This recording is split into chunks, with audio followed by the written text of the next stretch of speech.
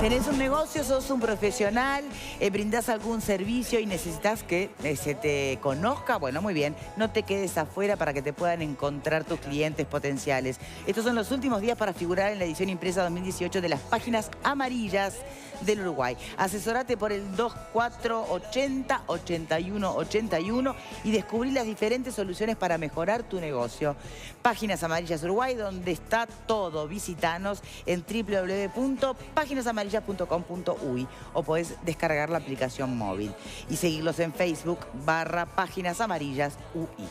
Les recuerdo, ya que estamos en esto, que hoy a las 16 horas el Correo Uruguayo presenta su matasello en conmemoración de los 25 años del trabajo que viene realizando con todos los obstáculos habidos y por haber, pero al fin, la Red de Mujeres Políticas del Uruguay. 16 horas en el propio Correo. Bien, tribuna. José Luis.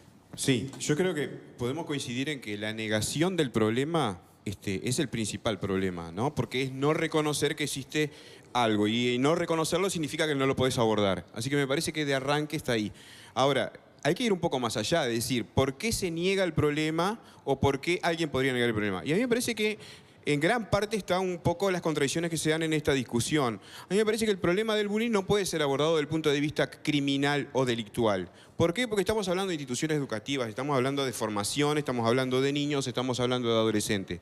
Más allá de que el resultado eventual pueda llegar a ser que termine en cosas no queridas, como un suicidio, por ejemplo, me parece que la verdad es que tiene que ser... Cosas no queridas es el peor desenlace de cualquier posibilidad. Claro, el peor desenlace, claro. Es decir, cosas no queridas, digo, porque puede haber un montón de cosas en el medio. Lo que estoy tratando de decir justamente es que el abordaje tiene que ser desde el punto de vista educativo y sacar sobre todo esa carga a los distintos organismos educativos, como por ejemplo la actividad privada o la actividad pública, de que se crean de que por el hecho de encarar ese problema se están culpabilizando o eventualmente asumiendo responsabilidades que no están en condiciones de asumir. Claro. Entonces me parece que hay que sacar esa carga de alguna manera para hacer un abordaje. Ligia, también tú tenés experiencia como docente. Sí, no, a veces, lo que siempre comento, ¿no? El tema de cómo se cargan las tintas a los docentes muchas veces. Porque acá ahora estamos viendo que, de hecho, los docentes no tenemos herramientas para este tipo de cosas.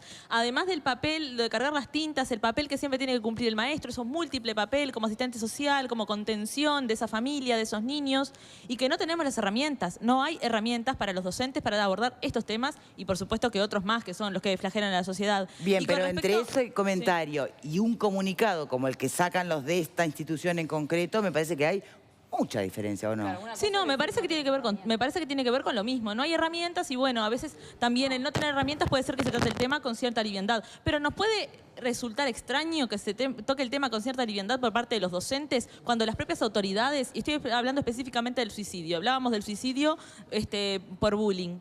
Hay suicidio adolescente, hay suicidio joven, la tasa del país es altísima porque porque los jóvenes no tienen perspectiva de futuro. Y me parece que desde las autoridades no se está haciendo nada en ningún ámbito para mejorar esas perspectivas de futuro que tienen los jóvenes. Consecuencia del bullying, el porcentaje de suicidios en nuestro país alcanza un 19%, ¿no? Sí. Bien. ¿Alguien más, perdón, desde tribuna quiere hablar? Sí.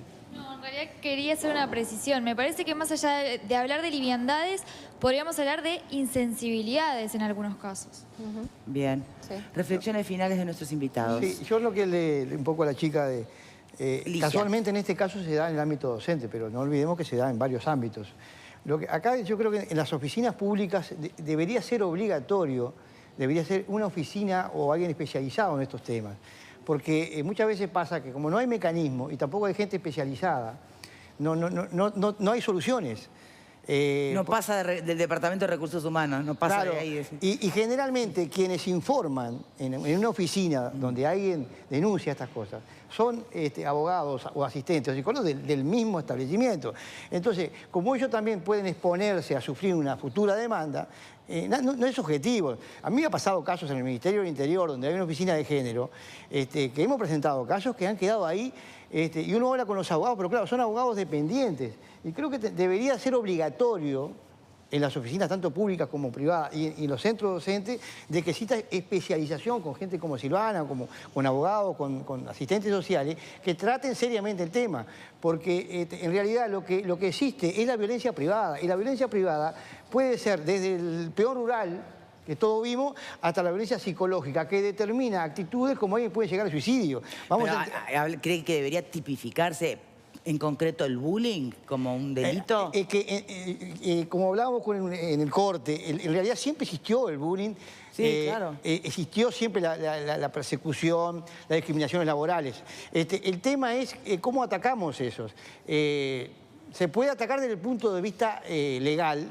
Hoy en día se aplica el artículo 288 del Código Penal, que es la violencia privada. No tenemos más mecanismos. Por eso, cuando estamos abogando por una legalización, eso va a significar que el Parlamento diga que cuando hay este tipo de actitudes en los trabajos que producen todos esos perjuicios, que sí esté tipificado como delito. Llámese dentro del delito de violencia privada, que puede ser una de las opciones, o otro tipo de delito, pero el que sufre este tipo de opciones realmente es muy perjudicado, porque nosotros hemos tenido casos, incluso con Silvana, acá han habido casos muy públicos que después quedan secuelas insuperables para el resto de su vida, ¿verdad? Ni que hablar, y hoy no nos hemos ni siquiera adentrado en cuáles son esas consecuencias. Hay todo un aspecto importantísimo del tema que no nos da el tiempo hoy. Yo lo que sí quiero agregar, Victoria, aclarar. Primero, cuando hablamos de bullying vamos a entender de qué estamos hablando y vamos a respetar el concepto científico de bullying que se viene estudiando de la década del 80 en todas partes del mundo por el daño que causan la víctima en la familia y en la comunidad también. Cuando estamos hablando de bullying estamos hablando de hostigamiento psicológico, verbal y físico repetitivo y sistemático sostenido el tiempo que se dan en los centros de estudio entre pares. Ahí hay que dejar delimitado lo que es el concepto de bullying. Que en otros países antiguamente se hablara de bullying laboral y de esto y del otro fue cuando se empezó a investigar. Hoy en día la comunidad científica llama bullying al acoso en los centros de estudio. Para diferenciarlo de mobbing y de otros tipos de acoso que hay en la vuelta, o de lo que es la dinámica del chivo expiatorio, etc. Sí, esto genera un daño terrible en el psiquismo que se llama estrés postraumático, que hoy en día muchos psiquiatras y psicólogos no lo saben diagnosticar. Terminan con diagnósticos que son errados de depresión, de fobia, de trastornos de adaptación, porque parece que el chico no se adapta a que lo maltraten. Terminan con medicación, un 30% de los chicos en el Uruguay están siendo medicados con psicofármacos. Terminan en suicidios y nadie les dio el diagnóstico adecuado.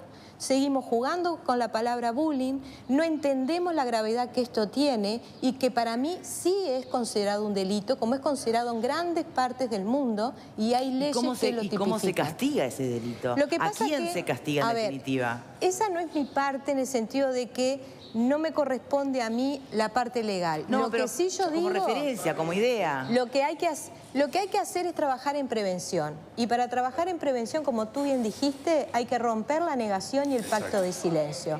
Tenemos que empezar a sensibilizarnos en el tema y dejarnos de reír con la palabra bullying. Hoy en día todo el mundo usa la palabra bullying mal usada y se ríen. Es como si nos riéramos de alguien que sufre de cáncer o de Alzheimer. Realmente es una patología muy grave. Entonces, primero tenemos que empezar por ahí. Después tenemos que entre todos empezar a sensibilizarnos, a capacitarnos, a investigar en el Uruguay qué está pasando, las consecuencias que tiene en el Uruguay, cuántos chicos realmente lo están sufriendo, nenas, varones, de qué manera se da, entrenar a los docentes para capacitarlos, tener protocolos. La ley vendría como a regularizar todo esto, pero yo siempre digo, cuando un chico o un padre denuncia que hay bullying, ya todos hemos perdido. Porque ya el chico está dañado, lastimado, la familia también, los cómplices y los testigos también. Hay muchos chicos que por el resto de la vida se acuerdan de cuando formaron parte de un gang de acoso y ni te cuento si justamente al chico que estaban acosando se suicidaba. Llevado en extremo, ¿se acuerdan de Relatos Salvajes? Sí. Hay un capítulo del que estrella el avión, víctima de... Llevado, ya te digo, al extremo y casi que la caricatura, pero... No, hay tragedias a nivel mundial. Queda mucho para hablar sobre este tema todavía. Se nos ha ido el tiempo, les agradezco enormemente, doctor Romero, psicóloga Silvana Yaquero, muchísimas gracias de verdad. La encuesta está al aire.